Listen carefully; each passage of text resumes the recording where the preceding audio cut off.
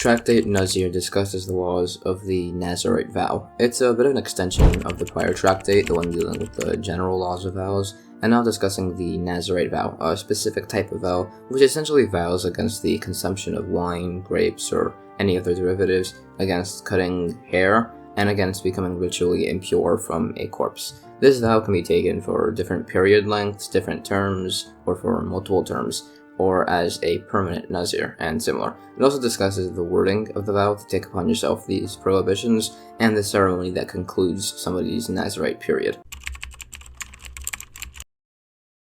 The first chapter begins by discussing the terminology to take upon yourself a Nazarite vow. The first Mishnah says, when taking this Nazarite vow, all equivalent terms for a Nazir can be used effectively in this vow. If somebody says, I shall be, without specifying anything after, that's a valid Nazarite oath. If somebody says, I shall be handsome, clearly referencing growing out his hair to be a Nazir, that's a valid Nazarite vow. Anyways, some equivalent terminologies for the term Nazir you can use instead. Someone could validly vow to be a Nazik, a Naziach, a Paziach. He could vow to be like this, to be misalsel, to be mechalkel, to grow tresses, and if he vows to do the bird obligation, it's debated if this is valid. The Gemara asks a bit of a broad question, which is that the Gemara is sorted by topic. The third topic, Tractate Yavames until Tractate Kiddushin, and those in between encompasses the order of Nashim, women, essentially dealing with the laws of marriage and similar. The question is asked, why is Tractate Nazir in the middle of the section? So it's explained that it's because there's also a discussion on the laws of marriage, particularly in the following tractate, of the laws of the Saita, an adulterous woman, and it's explained that people only do adultery when intoxicated. So it's said that people who see an adulterous woman during the temple ceremony should take upon themselves a Nazarite vow against wine, as they just saw the negative effects that intoxication can have on a person.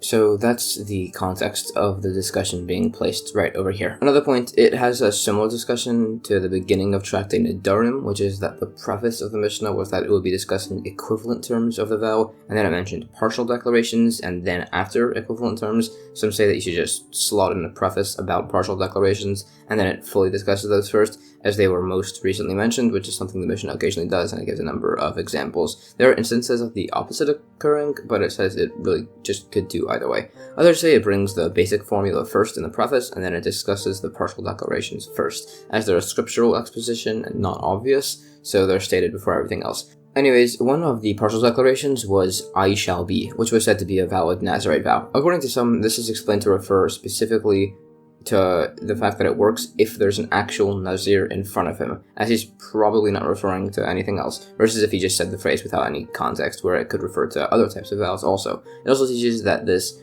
oral declaration is sufficient in this case. Additionally, the phrase I shall be handsome is said to be referring to where he's also touching his hair as he says this, so it's not in reference to anything else. It also asks how a Nazir can be referred to as handsome, as some refer to a Nazir as a sinner for taking such an oath, but that's explained to only be if they became impure and violate their Nazarite vow. When we said it's valid for him to say, I am hereby like this, again, this refers to where there's a Nazir in front of him. The terms misalsel and mechalkel are in reference to hair, and the source for the definitions are explained, and the cases, again, are where he's touching his hair as he makes the vow. It also explains the source for the definition of the word for tresses. The debate as to whether the vow with the obligation of the birds is based on if we think a person would vow by reference to something related to the thing he intends to vow to, in this case the Nazarite offering, which there's a reference towards hair and birds together in a verse from scripture. Others explain that it's whether he's vowing to bring the bird offering of an impure Nazir, and it's where a pure Nazir passed before him as he made this vow. There's a practical difference between these two opinions. If he said, an obligation of birds which are mentioned in relation to hair is upon me, according to the latter opinion, he'd still require an actual Nazir to pass in front of him while he says this for it to be valid. It further debates from several sources as to whether a vow using a word that relates to a different concept in scripture that he has in mind, if that has validity as a vow. New Mishnah. If somebody says, I am hereby a Nazir from grape seeds, or from grape skins, or from hair cutting, or from impurity, he is a full Nazir encompassing all of the prohibitions. The Gemara says, some actually disagree, saying he needs to vow against every one of the prohibitions for it to be a valid Nazarite vow, and it's debated based on verses. This is what they discuss. In Mishnah, if somebody vows to be like Samson, or like the son of Manoah, or like the husband of Delilah, or like him who tore out the gates of Gaza, or like him who the Philistines gouged his eyes out. He's a Samsonian Nazir, which is a special lifelong type of Nazarite vow. The Gemara says the point on mentioning all of these different ways of saying Samson is that in addition to vowing to be like Samson, the son of Manoach, that could in theory be in reference to somebody else, so you would need to say another of the identifying markers. New Mishnah, the difference between a permanent Nazir and a Samsonian Nazir is that a permanent Nazir can still lightly trim his hair if it grows too heavy, and he brings 3 animals as offerings when he does. If he becomes impure, he brings the same offering as a standard Nazir. A Samsonian Nazir can never even trim his hair, and if he becomes impure, he does not bring an offering. The Gemara says it should slot in an introductory preface as to the vow of a permanent Nazir. It also says that it's like the opinion that a Samsonian Nazir can become impure. It just says if he becomes impure here, as that's the context of the wording. It further disputes the source between opinions as to whether a Samsonian Nazir can become impure from several sources, including verses about Samson's killing of all the Philistines, as to whether he did so in a manner that he didn't contract ritual impurity or not. It says it's a tradition that he became impure, meaning it was permitted. It also says sources that a permanent Nazir is allowed to trim his hair, as it says Avshalom, King David's son, was a permanent Nazir and he trimmed his hair, based on verses. It debates how often he cut his hair, which is based on different discussions. New Mishnah. The standard Nazarite period is 30 days. The Gemara cites sources for this from verses. Some count based on the verse that the Nazarite period is actually 29 days, and they'd say it says 30 here as he brings his offering and cuts his hair on the 30th day. This is further debated. The opinion is questioned based on further sources, and it's additionally discussed. New Mishnah. If somebody vows to be a Nazir for a large term, for a small term, or from now until the end of the world, his Nazarite period is for 30 days. The Gemara debates how this last term could only refer to 30 days. Some say it means he's saying it's for the 30-day period, but it's as long to him as if it were until the end of the world. It debates this point from a similar case where somebody vowed to be a Nazir until he reaches a location where it's a 30-day minimum and longer. It goes according to the distance of travel, it being the length of a single Nazarite vow, and not in reference to several consecutive 30-day terms. This is further discussed. Some simply say that the vow of the Mishnah was for one term, from here until the end of the world, hence it being only for 30 days. New Mishnah, if somebody says, I am a Nazir and 1 day, or a Nazir and 1 hour, or a Nazir 1.5, he is a Nazir for 2 terms. The Gemara explains that it needs all these instances to show that in each of these cases the ruling is the same. New Mishnah.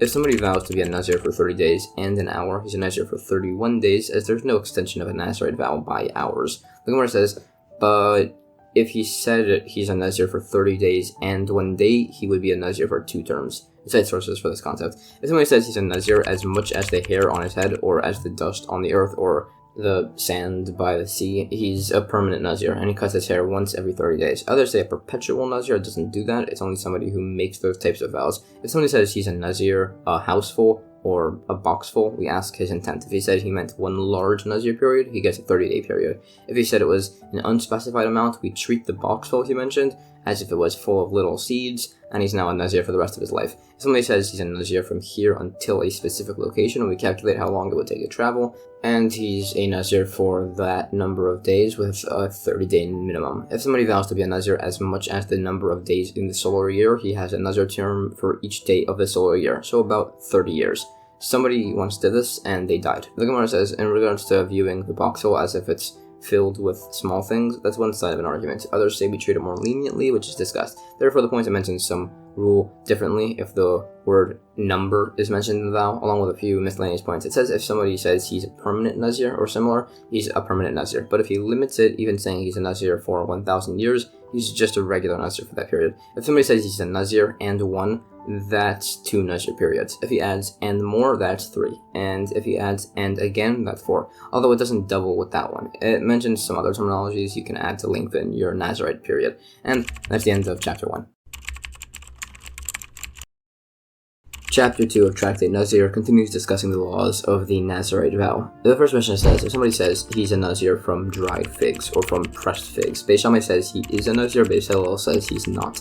Some say Beis Shammai says it's not actually a valid Nazarite vow, it's just a valid vow against eating figs. The Gemara explains the logic that Beis Shammai says the first part of the vow to be a Nazir is valid and accepted, and the ending part from dried figs is viewed like he's trying to rescind the vow, which is not legally permitted. Beis Hillel would disagree, saying it would be allowed. There are further variations of this argument which are discussed. There's additional conversation on other various types of vows. According to others, this vow, Beis Shammai and Beis Hillel would both agree it's not a valid Nazarite vow, and the dispute is whether it's valid for disallowing the figs. There are further points. In Mishnah, if somebody says, this cow said, I am hereby a Nazir if I stand, or this door says, I am hereby a Nazir if I open it, Beis Shammai says he is a Nazir, Beis Hillel says he is not. Some clarify Beis Shammai to only mean that the cow or door become prohibited to him, not that he's a Nazir. Gemara asks, what does it mean that the cow or door said? Cows and doors cannot talk. So it's explained that what's happening is that there's a cow in front of this guy, and the man, thinking the cow cannot stand, says he's taking this vow if it stands up, and then the cow gets up. The opinions follow the same as prior Mishnah, so this is pretty redundant, especially with the door case. Rather, some say it means that he's vowing against benefit from the cow if it does not stand, and it stands. Beis Shammai would say he means if he helps the cow up with his hands, which he didn't, so he's a Nazir. Beis Hillel would say it got up, so he's not a Nazir. New Mishnah. If a man was poured a cup of wine, and he said he's a Nazir from it, he's a Nazir. There was a case where a woman was drunk and said she was a Nazir from wine, but that was said to mean she was just forbidding that wine from herself. The Gemara explains the logic of the instance. It's as she's drunk and is making an extreme statement so as to not be given any more wine. New Mishnah, if somebody vows to become a Nazir on condition that he can still drink wine or still become impure from the dead, he's a full Nazir and he cannot drink wine or touch the dead. If somebody becomes a Nazir and then says he didn't realize a Nazir couldn't drink wine, it's debated if he can still have wine. If somebody becomes a Nazir and says he knew a Nazir couldn't drink wine, but he thought he'd be given an exception as he really needs wine, it's still an argument, although the opinions are reversed. The Gemara explains the logic of these opinions, and it says possibly reverse the answers of the final opinions in the final case, so they're consistent. Others say don't. The difference between the cases is where somebody vowed to become a part Nazir or a full Nazir. Some say the first is invalid, and there's debate if a full Nazir can become a part Nazir, which is the second case.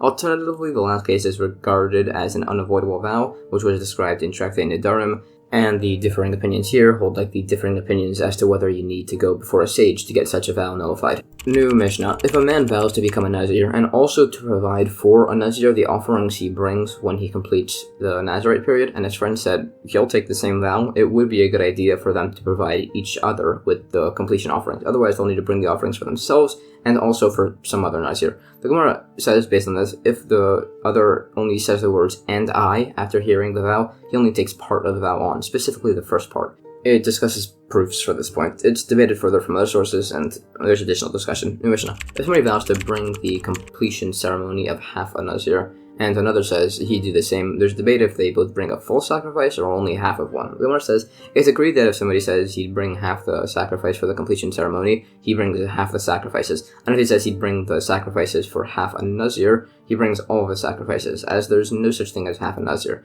The debate in the case where he said he'd bring half for the completion ceremony of half a Nazir, as the first part of the vow obligates him, and they argue over if the second part works to nullify the vow. New Mishnah. If somebody said he's a Nazir when he has a son, and he has a son, he is a Nazir. If he had a daughter, a child of indeterminate gender, a tumtum, or a child with both male and female genitals, and androgynous, he is not a Nazir. If he said he'd be a Nazir if he had a child, then he is a Nazir in all these cases. If the child passes right after birth, he is not a Nazir. Some say he's a doubtful Nazir, so he should say, if that was a viable child, I am a Nazir, and if it wasn't, I am a Nazir voluntarily. If his wife then gives birth again to a viable child, he would be a Nazir. Again, the other opinion would disagree, saying he's a doubtful Nazir, and he should say, if the first child was viable, I'm a Nazir, and from this new child, I'm being a voluntary Nazir. And if the first child was not viable, the first Nazir period was voluntary, and this one is mandatory. The Gemara explains that when he says, if I have a son, that refers to a son, not if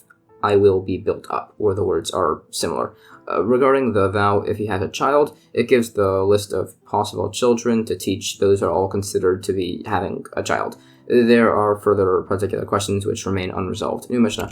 If somebody vows to become a Nazir, and then again, if he has a son, and he has a son during his Nazir term, he finishes his first term and then does another for his son. If he says he'll become a Nazir if he has a son, and also that he is a Nazir, he's a Nazir, and if he has a son, he does the term for his son and then resumes his original term, finishing it off afterwards. The Gemara asks, if somebody says he's a Nazir to take effect after 20 days, and he's a Nazir for 100 days, what's the law? When does his Nazir term start? It explains that it asks with 100 days and not a small amount like 30 days, as presumably he'd start his vow, and at the 20-day mark, he'd switch to the other one, and after, he'd complete the initial vow term. If it was for only 30 days, he'd be doing only 10 days after, which wouldn't be sufficient for him to take upon himself in that manner. There are several other questions posed. What if he said he's a Nazir to take effect after 20 days, and from now, he's a permanent Nazir? It asks, what if the after a 20-day period was a vow to be a Samsonian Nazir, which can't be removed, and also vowed from now to have a standard Nazir period. It even asks, what if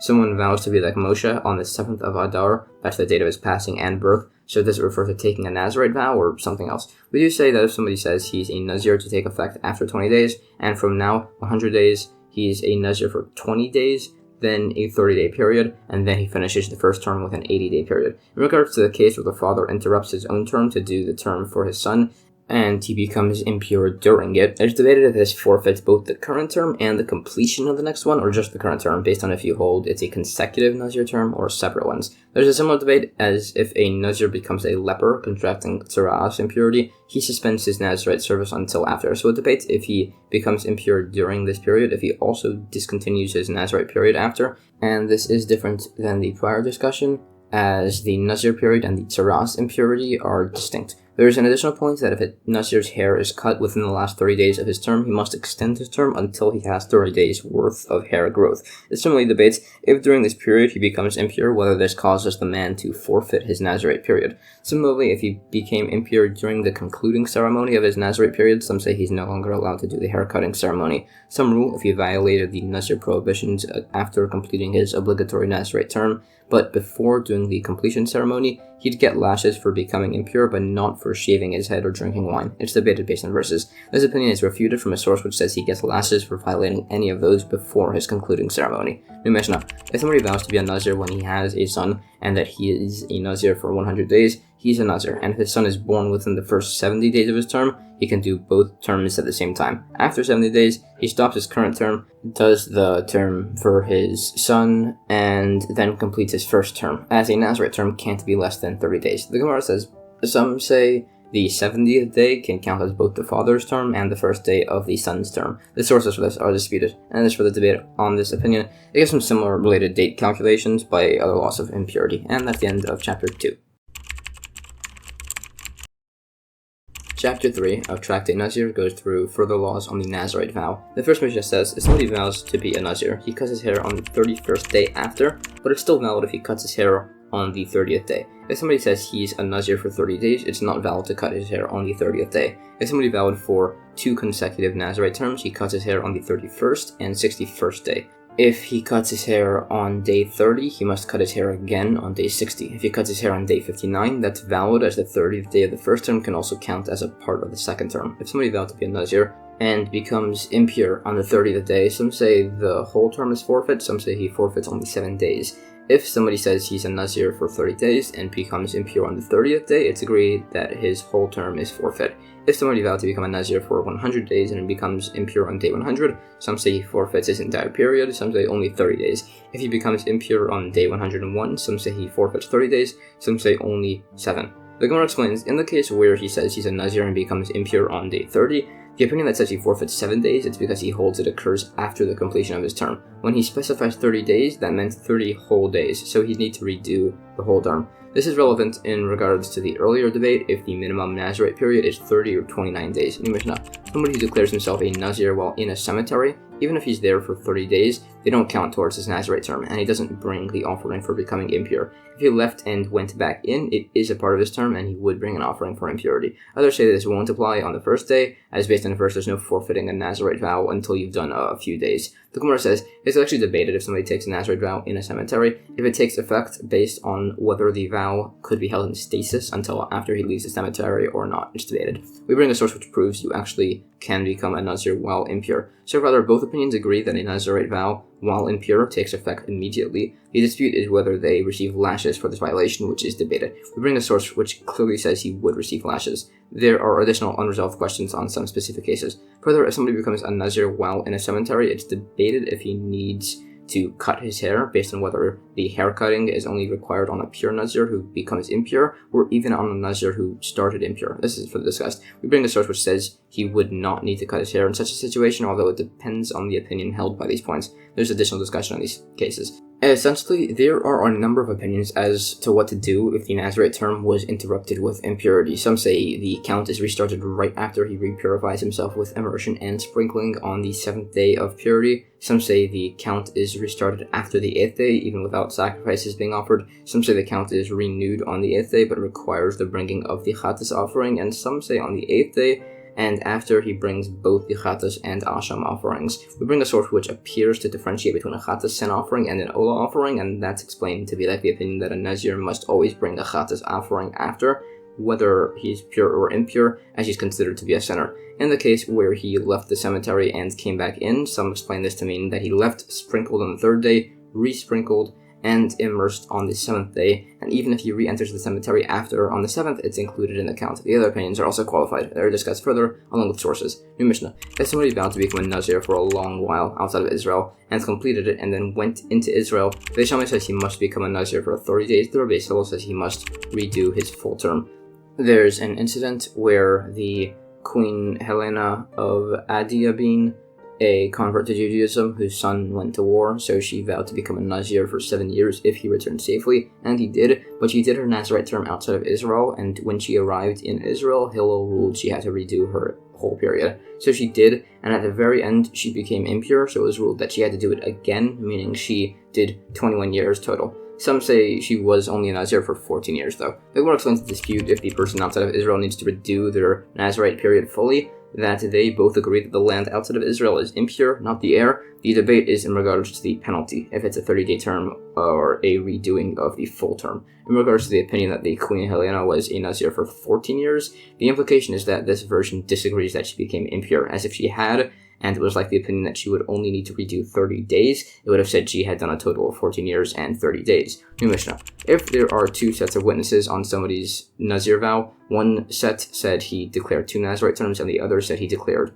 5 terms. Beis Shammai says they're contradicting each other, so there is no Nazarite vow. Beis Hillel says the testimony of the 2 terms is included in the 5 terms, so he must do the 2 terms. The Gemara says, others say that actually the dispute is that they agree in this case that 2 is included in 5. What they debate over is if there's only one witness for both. Beis Shammai says there's no Nazir period. Beis Hillel says 2 is included in 5. Some say if one witness testifies that he said 1 and 2, and the other says 3, 4, 5, their testimony is split, and he has no Nazarite period. Others disagree. And that's the end of chapter 3. Chapter 4 of Tractate Nazir continues discussing the laws of the Nazarite vow. The first Mishnah says, if somebody says that he's a Nazir, and another person says, and I, and a third person says, and I, they all become a Nazir. If the first one is released of his vow, they all are released of their vows. If the last one is released of his vow, it's only him. If somebody declared himself as a Nazir and a second person says, my mouth is like his mouth, or my hair is like his hair, the second person is also a Nazir. If somebody declared himself as a Nazir and his wife says, and I, the husband can revoke her vow while leaving his still in place. If she said that she's a Nazir and he said, and I, he can't revoke her vow. If a man said, I am a Nazir and you, and his wife said, amen, he can revoke her vow while leaving his own in place. If she said, I am a Nazir and you, and he said, amen, he can't revoke her vow. The Gemara says, an opinion that the only way saying, and I, to include yourself in a Nazirite vow, that this works is if it's said within the time it takes to make an utterance, which is defined as the length of time it takes for a student to greet his teacher. Others disagree and they debate proofs. When a sequence of people said, and I, it debates if their and I refers to the prior guy or to the original guy. This is practically relevant, as if it's to the prior guy, they can keep making new links, and if it's to the original guy, they can only make their vows within the time period of the first guy. This is debated from a number of sources. We bring a source which says, if the first person is released from his vow, all of the others are also. If the last one is released from his vow, it's only him, and if the middle one is released from his vow, all the ones coming after are released from their vows, which proves that it does function in a chain linkage. Some clarify the case where he said about his mouth or hair to be where he said, let my mouth be like his mouth in regards to refraining from wine, or like his hair in regards to not cutting it. In regards to the husband vowing to be a Nazir and his wife saying, and I, and the husband revoking the vow, it debates if it fully retroactively nullifies the vow, or if it just stops right there. This is practically relevant if somebody else said, and I, to the wife's vow. A number of proofs are suggested and disproven. After additional cases, we bring one which says, in that practically broad case, the second woman's vow stays, implying the wife's vow is only ended right there. Some say, if the second woman had said, I am like you, her vow would also be revoked. As additional discussion, it asks, what if the second woman had said, I am a Nazir in your footsteps, or I am in your footsteps, or similar, whether their vows are now linked. So if the wife's vow is revoked, hers would also be. It's debated. In regards to the wife saying amen to his saying if she's partaking in it, there's a different source which seems to imply he can't nullify her vow, unlike what we said. So some amend the text to say that he can annul her vow. Some say that actually the case is where he said, I am a Nazir and you, as a statement, not a question, as our case was. New Mishnah. If a woman vowed to be a Nazir and then intentionally drinks wine or becomes impure, she receives the penalty of 40 lashes. If her husband revoked her vow, even if she didn't realize, she doesn't receive the lashes. Some say she does for rebelliousness. The Gemara cites verses as sources for these points. It also generally discusses some further points on how the intent behind an action changes how it's perceived. As an example, two people who bring a paschal offering, one to eat in a gluttonous manner, and others to fulfill the commandment, exemplifying the verse, for the roads of God are straight, the righteous walk in them, while the transgressors stumble in them. Others say it's more accurately exemplified with other instances, the point on Lot and his daughters after surviving Sodom and Gomorrah cohabiting, the daughters doing so to try and do a right thing to restart the human race, Lot doing so as a sin, as he allowed it to happen twice. There are further points on Lot and discussion on other similar instances of scriptural immoral relations, for instance Tamar, who did so but with good intent, so kings and prophets were descended from her, unlike Zimri, who did so for improper intents and tens of thousands died due to him. Some even say a transgression performed for the sake of heaven is greater than a good deed done for ulterior motives, and it brings related verses. Famously, it says, a person should still learn Torah and do mitzvahs even if it's done with the wrong motives, as through this you'll eventually come to do it for the right reasons. It discusses additional points on the incident with Lot. New Mishnah. If a woman made a Nazarite vow and consecrated an animal for the sacrifice at the end of her term, and then the husband revoked the vow, if the animal belonged to the husband, it goes back to being unconsecrated. If the animal was the woman's, if it was consecrated as a chatas offering, it's left to die. If it was consecrated as an olah offering, it's offered as a voluntary olah. If it's a shlamim, it's offered as a voluntary shlamim, which can be eaten for one day, and it does not require the bread offering like it typically does with the Nazir's shlamim offering. If there was money set aside for the offering, but it was unspecified, it goes for the voluntary communal offering. If she had specified funds, the money for a chatas offering is thrown into the Dead Sea. It can't be benefited from, but it is not me'ilah, the prohibition against benefiting from consecrated property, which won't apply here. If the money is for an olah offering, they use it to bring a voluntary olah, and it is forbidden with me'ilah to use it. With the money being for a shlamim offering, it's used to bring a voluntary shlamim, which is eaten for one day and does not require the typical bread offerings. The Gemara says, this was cited like the opinion that holds a husband is not obligated to supply the offerings for his wife's Nazarite service, which is a debated point. It also asks where the wife has her own property that's not shared by the husband, which is suggested that she either saved up for it with leftovers of her allotted food, or they were given to her as a gift on condition that her husband doesn't have rights to them. There are further points on the offerings. The points on specific funds are discussed further. There are additional points on this. It also defines as to what sort of declarations of your funds towards offerings constitute the creation of a specified fund. These phrases are qualified, and it lists some things that can't be treated as an unspecified fund as they aren't considered to be money, such as an ingot of metal. Others say it is legally money, but a stack of buildings would not be one. The logic of these opinions are debated. Some state that a blemished animal can constitute an unblemished fund as its value is of money, which is discussed. It cites a lengthy source which seems to disagree with the opinion that blemished animals are considered as unspecified funds by these laws. After citing the whole source, it again essentially explains that it's referring to blemished animals whose value is that of money, hence why they fall into the category of unspecified funds. New Mishnah.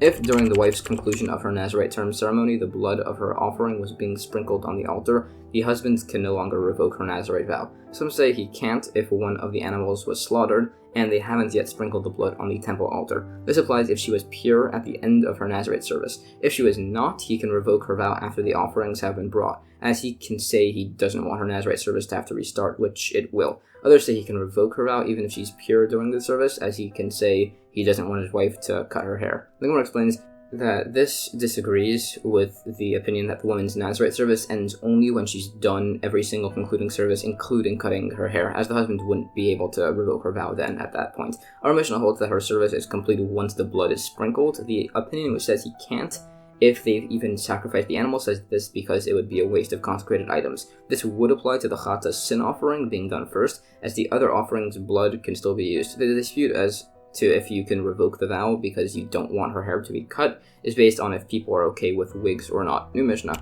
A man can declare his son a Nazir, but a woman cannot declare her son to be a Nazir. If the son refused his father's declaration by cutting his hair or verbally protesting, or his relatives had done this and the father had consecrated animals for the service, the Chata's offering would be left to die, the Ola is brought as a voluntary Ola, and the Shalomim is brought as a voluntary Shalomim, which can be eaten for one night without the bread offering. If it was an unspecified fund that was set aside, it goes to voluntary offerings. If it was specified towards offerings, the Chata's money gets thrown into the Dead Sea. It can't be benefited from, but Me'ilah, the prohibition against using consecrated temple property, does not apply. The Ola funds would be used to buy a voluntary Ola offering, and there's Me'ilah for its misuse, and the Shlomim funds are used to buy a voluntary Shlomim offering, which can be eaten for one day, and it is not brought with the bread offering. The Gemara says the reason a mother cannot designate her son as a Nazir is either it's just a tradition passed down from Mount Sinai, or because it was enacted to help a father teach his son the observation of the Torah law, which is an obligation only for the father to a son.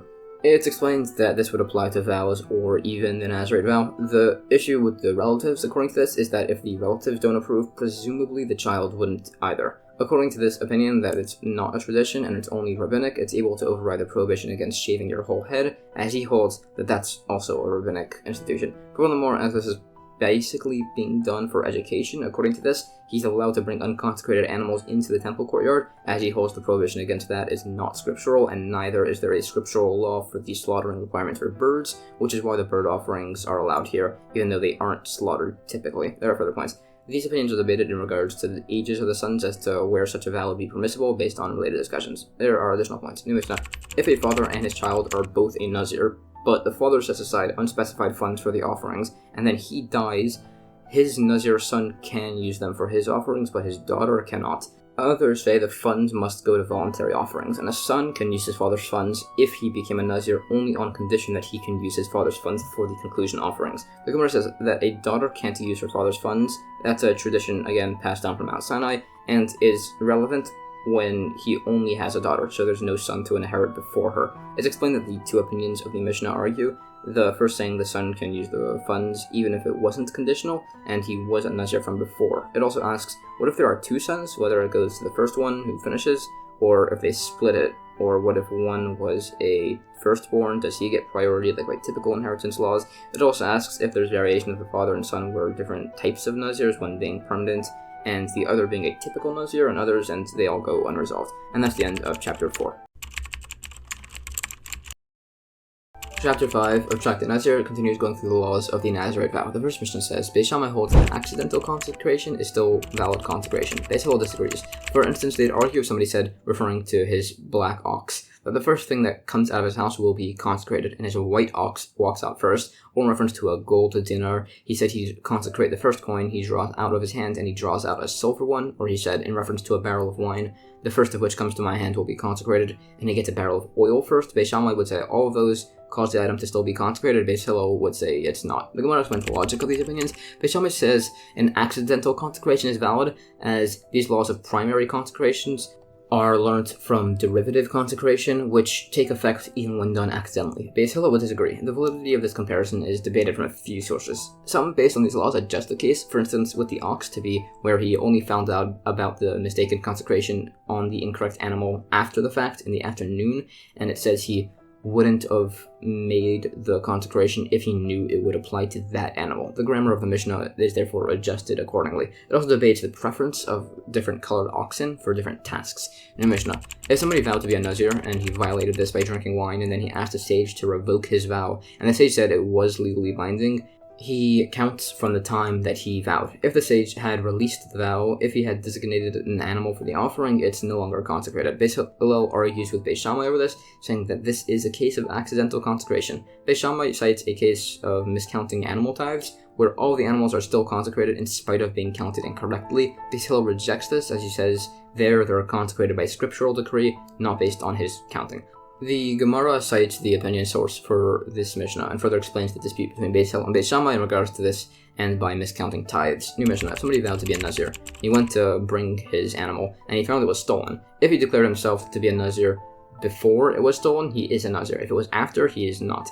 It cites an instance of something like this occurring where a sage had declared himself a Nazir unknowing that the temple had been destroyed. He found out and it was annulled, but some said the annulment was based on whether he had vowed before or after the temple was destroyed. The Gemara clarifies these opinions and says the latter opinion would allow the annulment of the vow based on an unexpected occurrence. The destruction of the temple is deemed to be unexpected, in spite of there being pretty clear scriptural reference to it occurring, even down to referencing the exact year that it would happen, but they didn't know the exact day it would be destroyed, so it was said to be unexpected. New Mishnah, if there were 6 people walking, and they see somebody walking, and the first one says, I'm a Nazir, if it's a particular person. The second man says, I'm a Nazir, if it's not that particular person. The third says, I'm a Nazir, if one of you are a Nazir. The fourth says, I'm a Nazir if one of you are not a Nazir. The fifth says, I'm a Nazir if the first 2 are both Nazirim, which isn't really possible. And the sixth man says he's a Nazir if all 5 people are a Nazir. Beis Shammai says they're all Nazirim, as it's similar to accidental consecration. Beis Hillel says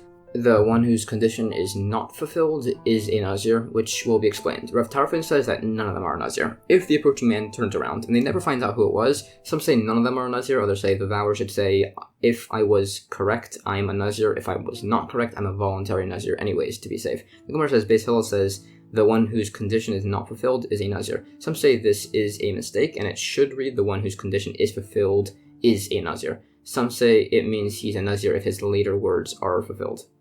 In the event that they did see the man, it debates his opinion by these laws. It would imply, that he's definitely not a Nazir, unlike the last opinion, who says that he's a Nazir out of doubt. New Mishnah, if somebody sees a specific animal that there's a question if it's a wild or domesticated animal, and one person said he's a Nazir if that's a wild animal, person 2 says he's a Nazir if it's not a wild animal, person 3 said he's a Nazir if it's a domestic animal, person 4 says he's a Nazir that it's not a domestic animal. Person 5 said he's a Nazir if it's a wild and domestic animal. Person 6 says he's a Nazir if it's neither a wild or domestic animal. Person 7 said to person 1 through 6 that he's a Nazir if one of you is a Nazir. Person 8 said to 1 through 6 that he's a Nazir if none of them are Nazir. And person 9 said to people 1 through 6 that he's a Nazir if all of them are Nazir. Then in this case, all of them would be a Nazir. The Gemara cites a source where someone could take upon himself 9 terms of Naziris by a 10th person seeing this whole thing, saying he's a Nazir, and taking upon the Naziris of all of them. And that's the end of chapter 5. Chapter 6 of Tractate Nazir continues on the laws of the Nazarite Vow. The first Mishnah says there are 3 things forbidden to a person who took a Nazarite Vow, a Nazir: impurity, cutting his hair, and grapevine products. All types of grape products can be combined to form the minimum forbidden amount, which is an olive volume. Some say it's until he drinks a quarter lug, an old form of measurement of wine. Some say even if there's an olive volume of wine that was soaked into bread, he can't eat it. He is liable for eating wine, grapes, grape seeds, and grape skins. Some say he's only liable for having 2 grape seeds and a grape skin together. It gives the definition of grape skin and grape seeds. The Gemara says there's an implication, as it said, grapevine products, meaning the vine itself should be permissible, although others debate this. The dispute is dependent on the manner of interpretation of certain verses which are listed. It also expounds on the methods of exposition from verses that have the opinion hold a Nazir is only liable for eating 2 grape seeds and a skin. The points on these methods of derivation are further described. Anyways, one of the opinions said that if the bread and wine combine to form the minimum amount, he's liable. Now, typically by all prohibitions in Torah, the prohibited object cannot combine with a permitted object to create the minimum prohibited amount. The exception would be by the Nazir's prohibition, as the Torah said, he may not eat anything infused with grapes. Some would include in this concept also combinations of leaven being burnt on the altar, which is not allowed if it's over an olive's volume, unlike other opinions, and also the general prohibition against eating chametz, leavened bread, on Passover. It debates the application of this concept by a few related cases in regards to laws of teruma and similar. It also asks, how exactly do we know that the word infused in the verse teaches that permissible and impermissible foods can combine? Perhaps it just means that flavor is equivalent to substance in regards to these prohibitions.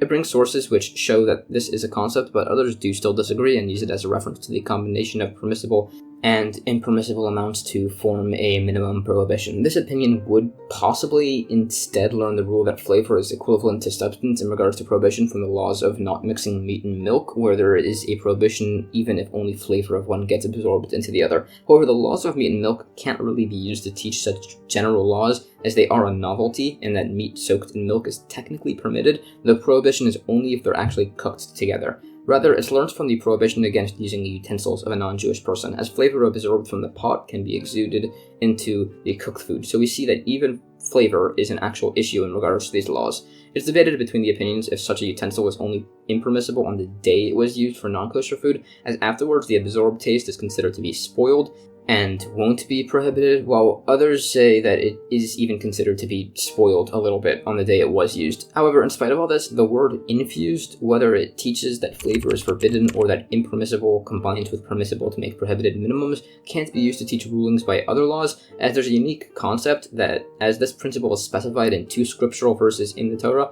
meaning the concept spoken on applies specifically here and can't be used to imply the application of its laws by anywhere else. Others debate this as they hold both verses were individually necessary. It's further disputed. There are further interpretation of verses. Some say the combination principle applies by the Nazir, but only specifically to drinks. It mentions many instances by drinks that this would not apply. It further goes through the remaining parts of the Mishnah. Some say if he eats the minimum of grape seeds, he gets 2 sets of lashes for the prohibition against grape seeds and also against anything from the grapevine. Similarly, he'd get 2 sets of lashes for eating the grape skins and 3 sets for eating grape seeds and skins. But others disagree, saying you'd only violate 1 prohibition for eating a grape seed, as he'd hold there's no additional lashes for violating general prohibitions. It further debates this concept. It also defines the definition as to grape seeds and grape skins, according to the wording. New Mishnah. The standard Nazarite term is 30 days. If he or somebody else cuts his hair, he must redo up to 30 days, as he needs at least 30 days of hair growth when he finally cuts it. A Nazir who cuts his hair, whether with scissors or a razor or even by hand, any amount at all, is liable for lashes. The Gemara debates if hair grows from the base of the head or from the tip of the hair. This is practically relevant. If it grows from the bottom, the actual hair growth during the Nazarite period has been removed.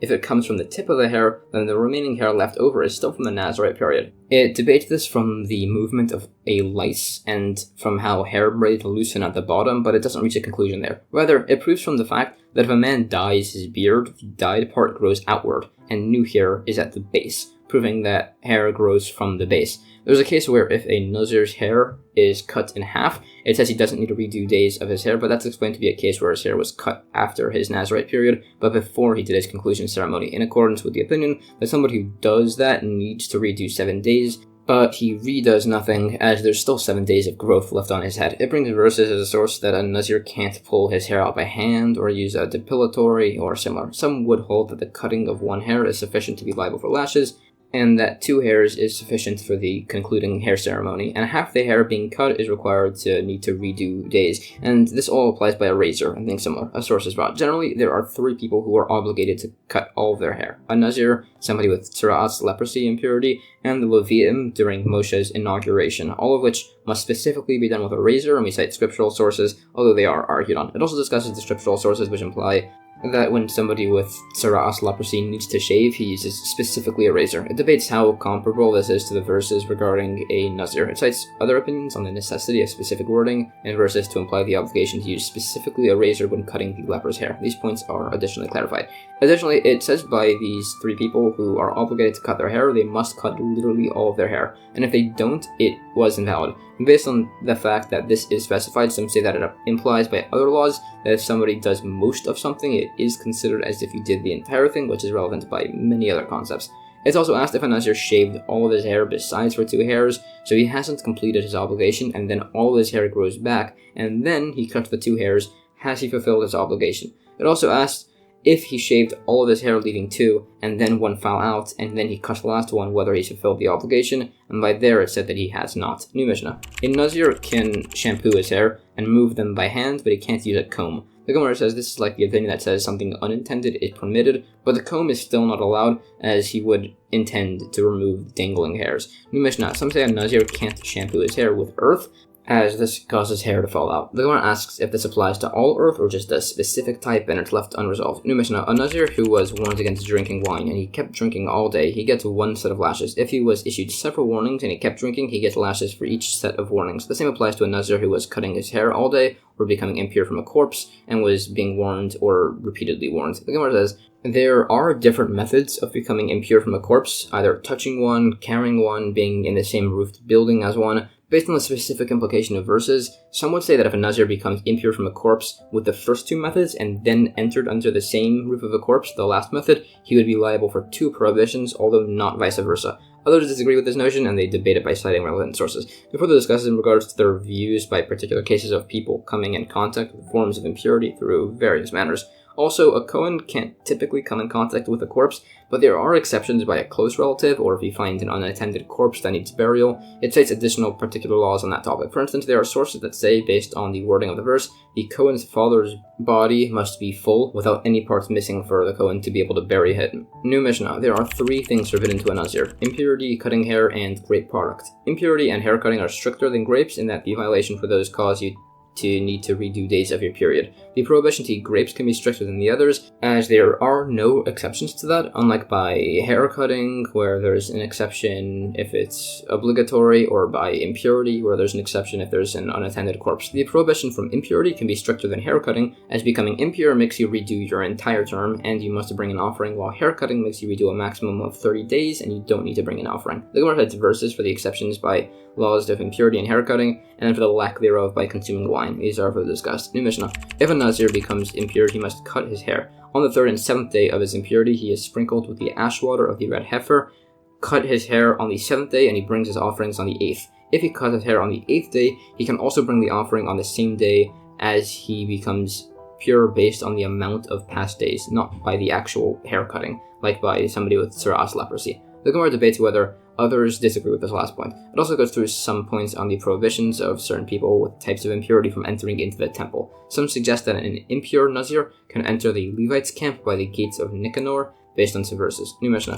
When a Nazir validly completes his Nazarite period, he brings 3 offerings: a chatos, an olah, and a shalomim offering. And it's debated if he cuts his hair after the shalomim or after the chatos, as to which is brought first. Although everybody agrees it's fine no matter which of them he offered before. If a Nazir brought the 3 animals to the temple, and he didn't specify what each should be used for. The animals that could be used as a chatos should be used as a chatos, the animal that could be used as an olah should be used as an olah, and the animal that could be used as a shalomim should be used as a shalomim. The Gemara cites sources for the opinion that hair cutting is done after the shalomim offering. These are discussed. New Mishnah. After the Nazir's hair was cut, he would throw it into a fire that was cooking the shalomim offering. He would not do this if he was doing this outside of Jerusalem or if he was impure. Others say that the only one who doesn't burn the hair by the shalomim offering is an impure Nazir, who is also outside of Jerusalem. The Gemara cites additional points on this ceremony, such as that some of the shalom offering was put on the hair before it was burnt, and the sources for this. It cites the debate as to in which situations a Nazir would do this ceremony. New Mishnah. The shalom offering would be cooked or overcooked. The Kohen takes the foreleg, an unleavened loaf, and wafer. He hands them to the Nazir, and he waves them, and then the Nazir's term is over, and he's allowed to drink wine and become impure. Some say his term is over once the blood of one of the offerings is thrown on the altar. The Gemara cites a similar debate. It also argues whether the waving of the offering is strictly required to end the Nazir's term, as to whether it's an essential obligation. Some say it is, others disagree. There's a version of this argument, and it debates if a bald Nazir can be released from his term, as he can't get his hair cut. New Mishnah. If his hair was cut after the first offering and the offering was found to be invalid, the hair cutting and the later offerings are invalid. If his hair was cut after the chatas offering and it was offered with incorrect intents, and then the other offerings were brought properly, the hair cutting and the offerings are invalid. If his hair was cut after the olah offering was brought with incorrect intents, and the other offering was brought properly afterwards, his hair offering is invalid, and it's debated if the other offerings count. If his hair was cut after all 3 offerings and only one was valid, his hair cutting was valid, and the invalid offerings must be rebrought. The Gemara says an opinion that if somebody had his hair cut after a voluntary shalom offering, the hair cutting was valid, as he holds that the verse implies it can be done after any shlomim offering. New Mishnah. If a Nazir had the blood of one of his offerings thrown onto the altar and then he became impure, some say he must restart, some say he should bring the rest of the offering and purify himself. There was an incident that implies like the first opinion. The Gemara says the first opinion just holds that all of his offerings are invalid, and that's where he needs to restart, and we bring support for this. And that's the end of chapter 6.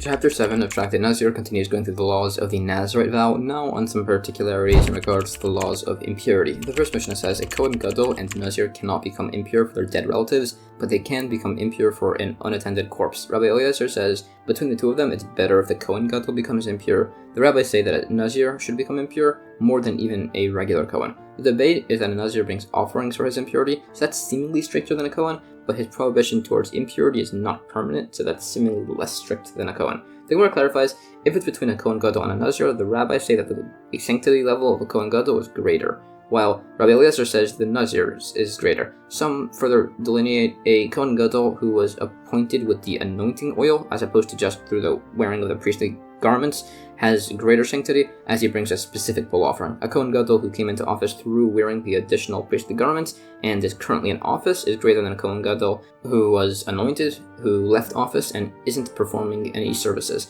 A Kohen Gadol who is impure from an emission has a greater level of sanctity than a Kohen Gadol who developed a blemish, as the one with the emission can resume his service the following day.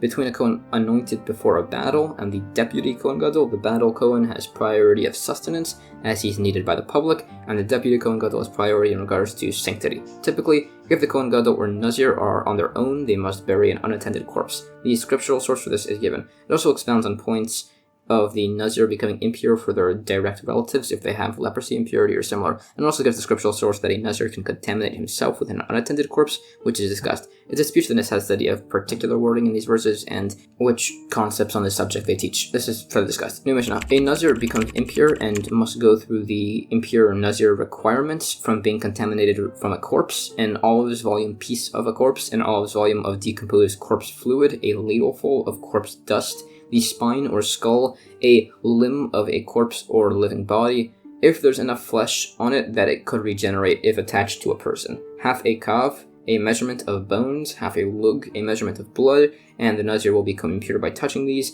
carrying these, or for being under the same roof as them. If it's a bone the size of a barley grain, the Nazir becomes impure for touching or carrying it. Anyways, the Nazir will need to sprinkle with ash water from the red heifer on the 3rd and 7th days, and cut his hair, and he needs to redo his whole Nazirite term once he becomes pure and has brought the offerings. The Gemara cites an incident on the discussion of these laws. It debates the necessity of mentioning a complete corpse causing impurity, if that could be obviously derived from the fact that a limb of a corpse causes impurity. So some explain it to teach that an aborted, underdeveloped fetus transmits impurity. Some say it's to teach that the greater part of the skeleton or majority of the actual number of bones in a corpse can cause impurity, even if they don't amount to a quarter kav. It defines what exactly is this decomposed corpse fluid and what this encompasses. It discusses some related points on fluid dynamics in regards to kosher, for instance, whether a melted or poured fluid in a stream, as whether this constitutes a connection between the pouring object into a lower container, as there are thicker substances which spring back when poured. It debates this from a few sources. It also questions whether a ladleful constitutes a palmful or a handful. It also clarifies what exactly constitutes corpse dust. Some define it only as if it comes from the flesh, sinew, and bones,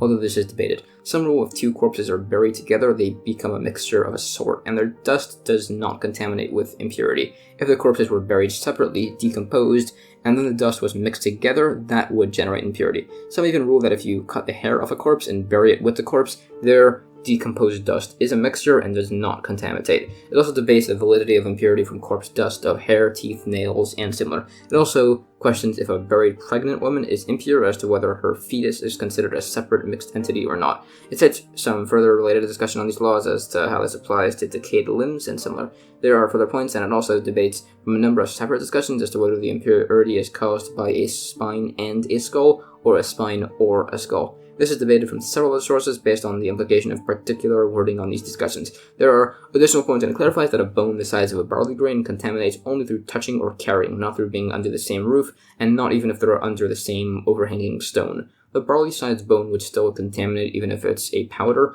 It also debates whether a Nazir becomes impure from touching a limb without remaining flesh sufficient to regrow on it if it's still attached to the body, which is discussed further. There are also sources which seem to imply that a person becomes impure for stepping over a grave, and it's agreed that the limb in question would cause impurity if there's a bone inside, at least the size of a barley grain, although it debates if it applies without it. It also says in regards to counting days until the Nazir is repurified, based on the wording, this implies like the opinion that he restarts his now pure Nazarite term on the 8th day of purification. New Mishnah.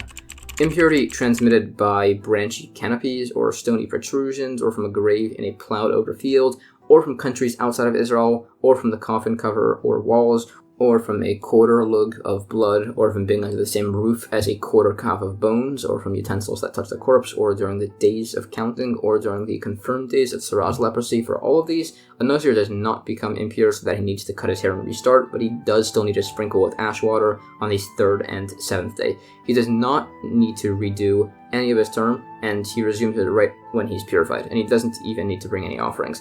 They even said the days of impurity from a Zav or Zava emissions, or the days counted before confirming somebody with Sarah's leprosy, they count as a part of his Nazarite term. The Gemara defines branchy canopies as an overhanging tree, and protrusions are things that stick out of a wall. It asks, in regards to the impurity of the countries outside of Israel, it asks if this applies to its soil or airspace, based on the wording of our Mishnah. It says it's on the airspace, and it's debated if somebody can enter other countries without becoming impure while inside a carriage, trunk, or a closet, as to whether that'll still cause ritual impurity or if it's just too uncommon to be a concern. In regards to counting the days of a Nazarite term, even during the days of counting throughout leprosy, some say this applies only during a lengthy Nazarite period. Others debate this point.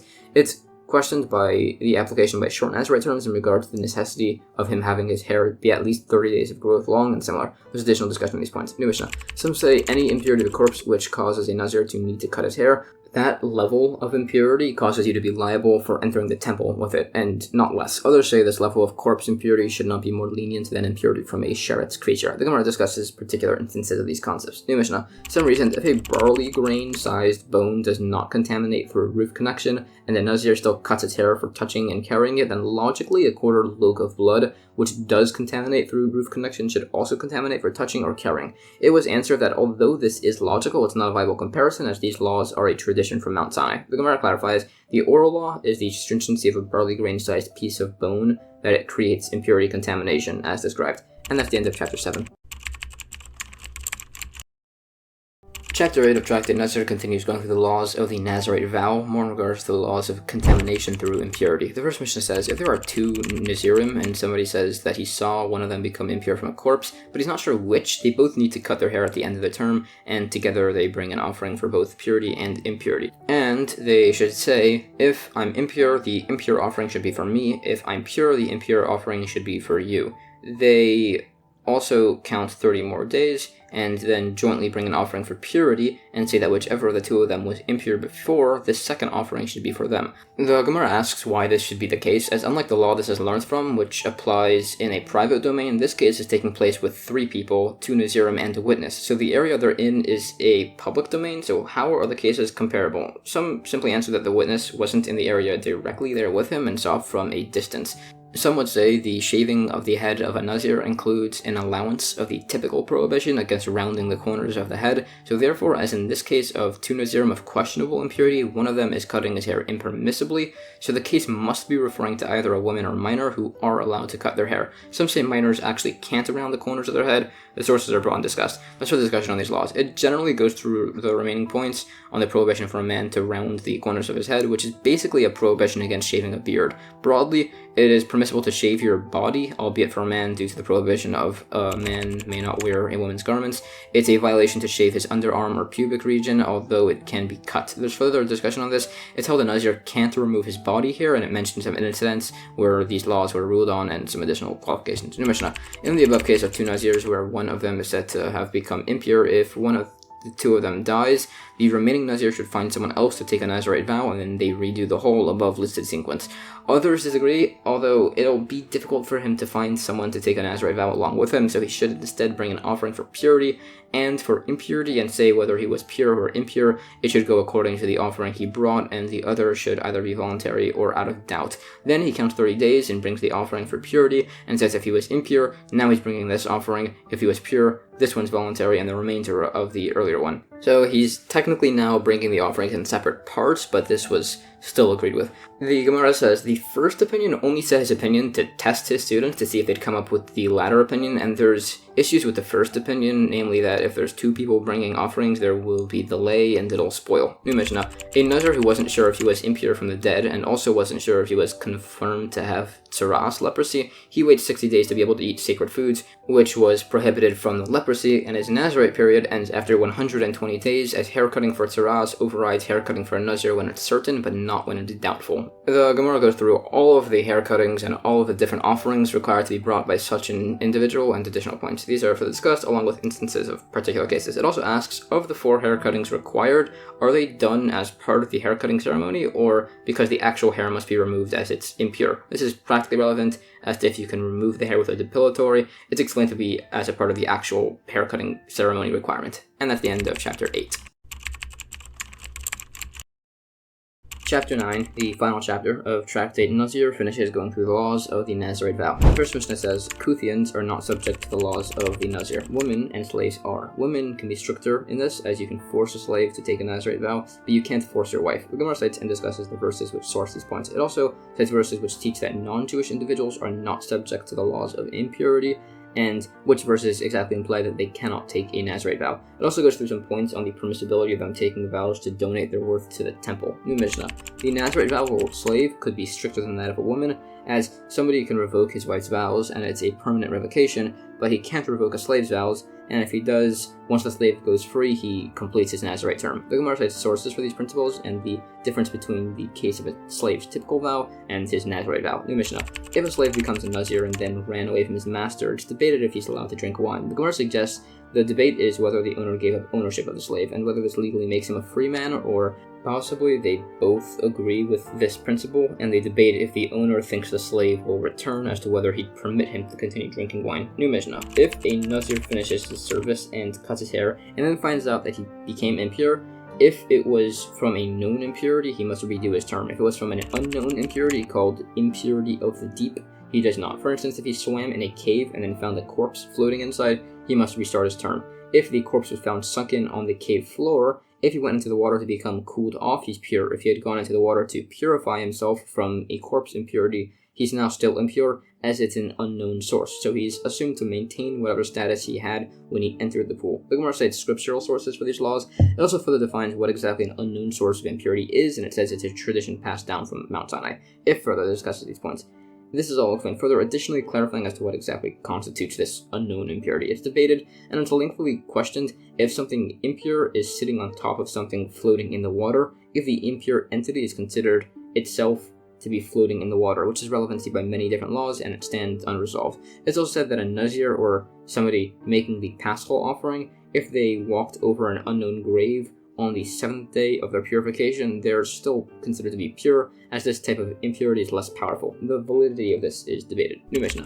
If somebody finds a corpse in a place for the first time lying in a manner of a typical Jewish burial, he can remove it along with the dirt underneath it to relocate it. If he found 2 corpses, he can remove them with the dirt. If he found 3, if there's a separation between the first and third from 4 to 8 cubits, is considered to be a graveyard zone. So he must search from there outwards 20 cubits, and if he finds a grave at the end of the 20 cubits, he must search an additional 20 cubits. The further isolated cave can't be relocated, even though he would have been allowed to if he had found it first. The Gemara says the wording implies that excluded from these laws are a known grave, a sitting corpse, or if it's bent in half.